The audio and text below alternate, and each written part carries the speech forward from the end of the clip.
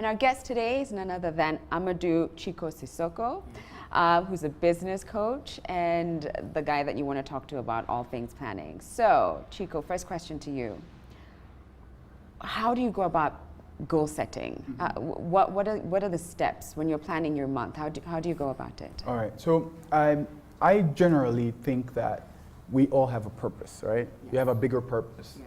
So once you have a bigger purpose, you want your goals to be aligned with your bigger purpose. So you don't want to have goals that take you in a direction away from your fulfillment, right? So you want to set goals that are in alignment with where you want to go in life, what you want to become. Yes. And so I came up with this framework, and I don't think I invented it, but I just put it together and then made it simpler for people, is that in your life, you have 7 elements that are the basis of your life: your personal life, your relationships, your physical life, your professional life, your finances, your spirituality, and your aspirations. So I generally set goals around those, knowing that I am never going to be balanced with all of them. Like, I'm never going to be excelling in all of them, but I want to find balance. Okay. So for example, your professional life could be great. You could be like on all the shows, everybody wants to work with you, but your relationships are bad, right? Your family feels like you're not connected, your friends feel like you're absent. So what do you do then? Do you try to fix your relationships? No, you focus on continuing to build your professional life. Okay. Because that is temporary. It's going to fix itself with time. Once you shift the focus, what happens is this also falls apart. So essentially what you're saying is balance is focusing on what works. Okay. Okay. Because there's always going to be something that doesn't work. Right. I mean, I've got questions about that. But what if certain aspects of that relationship is time sensitive? Maybe, for instance, your child is growing up and you can't really reclaim those moments, or maybe someone isn't feeling too well and it's the last couple of months or years, you don't know how much longer they'll be around. Definitely. That's why I believe the goals need to be integrated with your purpose. If you bring your children into the work you do, you make them a part of your work, they're not separate to it, right? If your family, friends are conscious of what you're trying to achieve, they're not like separate to what you're doing. So when you also make your workplace understand how valuable your family is to you, when you need to move out of work to take care of your family, it won't be like you're stepping out of one into the other. It's all like into one same bowl.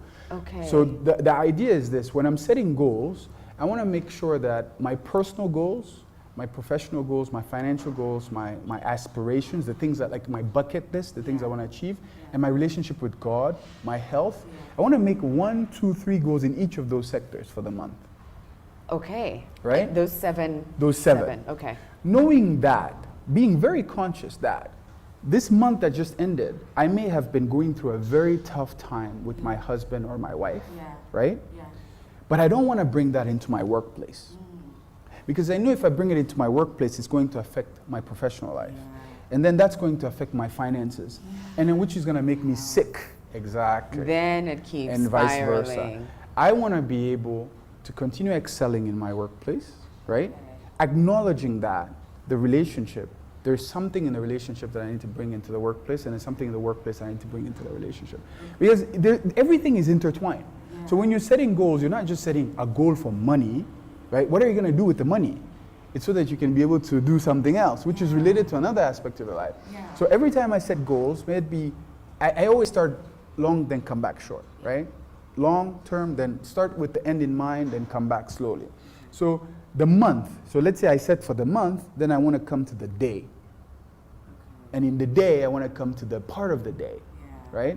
And so if you can be able to have that ego view, then ant view on your goals, it's easier for you to achieve them because you have more reasons to make them work. So you're not going to say, I just want to make money for the sake of paying the bills. I want to make money because I know that money may be a problem in my relationship. One of the challenges that we're having is because of finances. So if we can settle together this financial issue, it will solidify our relationship. So the goal has a bigger meaning. I think that many people think that goal setting is very practical. It's just about, oh, I wrote it down. Yeah, writing it down is very important, but you have to feel the need to make that goal a reality. And if that feeling is not very hard, like when I was writing my book, I used to put my daughter's pictures on the side of the computer, right? And I said, I'm going to publish this book because I want one day for them to earn royalties from it. I want one day for them to learn from it, right? That's not, some people don't do that. So I look at that and then I type. So when I'm tired and I'm exhausted and I don't want to, I look at it, oh, okay.